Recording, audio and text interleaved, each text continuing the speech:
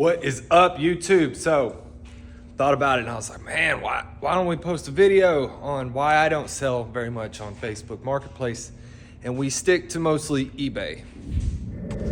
Every now and then I will think, all right, let's see if we can make some sales on Facebook Marketplace, whether we sell local or we're gonna do through PayPal, and ship it out to them.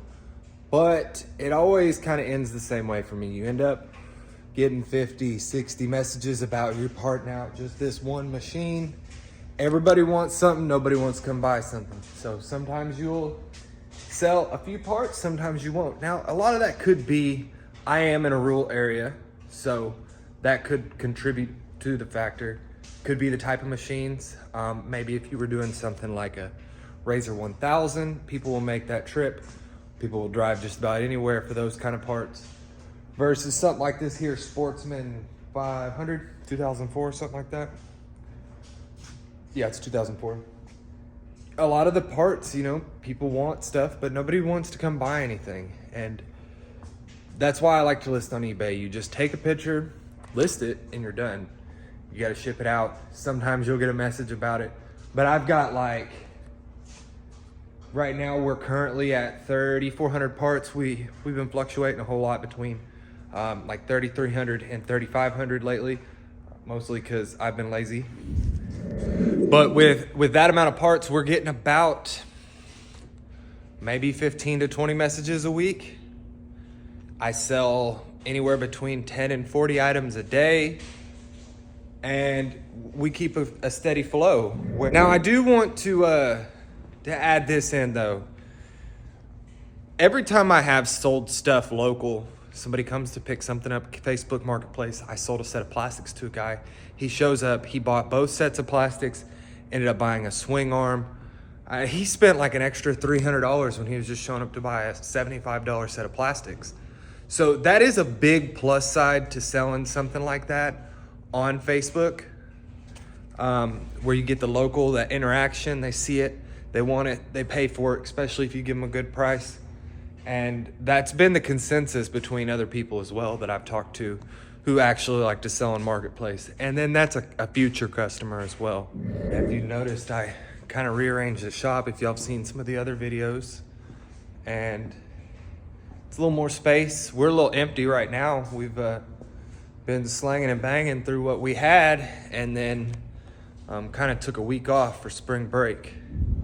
So one other big plus side, if you're selling local versus selling it on eBay, is it's cash in hand. Instead of you have to wait till eBay releases your funds. Right now, I think it's, if I sold something on a Monday, it processes on Tuesday and actually sends on Wednesday.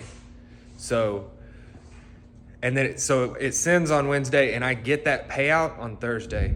No shipping fees is also a plus. That is something that's really kicked us in the last few months, is the rising shipping costs. So UPS, USPS, all that stuff, they've gone up so high. So we'll take, for example, this bottom end right here. You see it, it's pretty big. This is probably gonna cost every bit of damn near $100 to ship it. And so if we sell this on eBay for $500, $100 to ship it, and then what is it? 12% in fees. That's a lot of math. Anyway, we'd be netting somewhere around $340-ish. That's if you didn't use promoted listings or something like that, or if you accepted an offer and it actually sold for $450. So you end up getting $340-ish, where if somebody wanted to buy it, pick it up local, paid cash, and they gave you $400, you actually make more. So there is some plus sides to it. It's not my favorite thing because I don't want to answer 10 million messages asking about parts that I know we don't have. You list something, list something as a 400EX bottom end, and you'll get people asking if it'll fit their LTZ, or do you have a bottom end for a Razor 1000? I don't know, maybe that's just me being particular. I know that I can do that sometimes. I got so many tires, and I don't want to deal with shipping these.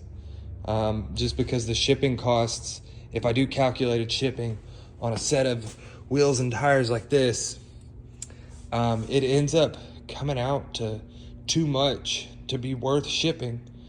And I don't know, you know, by the time if I sell them for 50 and it charges $100 for shipping, 150, well, I still have to pay $150 worth of fees and shipping materials and all that, and it ends up coming out, it seems like it's not worthwhile to me. That's just my opinion. Maybe you have something else, you add that down below.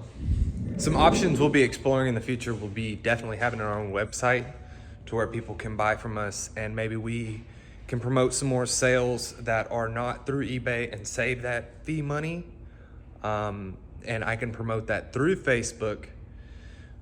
Basically, so everything, all the inventory's there, all the pictures are there, everything's there. Someone can look, see if we even have the part. And maybe that would cut down on a significant amount of the messages. This is something I've been meaning to do, but I still haven't done. I think that would be a great method, especially with the ibuyjunkatvs.com. So if somebody wants to check out the website, they go and they see the parts and they're right there instead of having to go through the parts request form and see if I have it.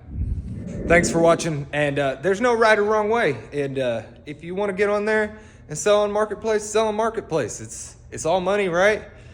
Sometimes you can get more for a part local versus selling it on eBay. When I started doing this, I sold local. I would buy stuff, and I didn't really know how to sell on eBay, so I'd post it on Facebook Marketplace. Facebook Marketplace was still new. Craigslist was, still popping, so I'd post it on there. And I would get people that would just come pull the part off the machine. That was before we started doing the full teardown thing. Like and subscribe, and let me know what you think down in the comments. Let me know do you sell on Facebook Marketplace?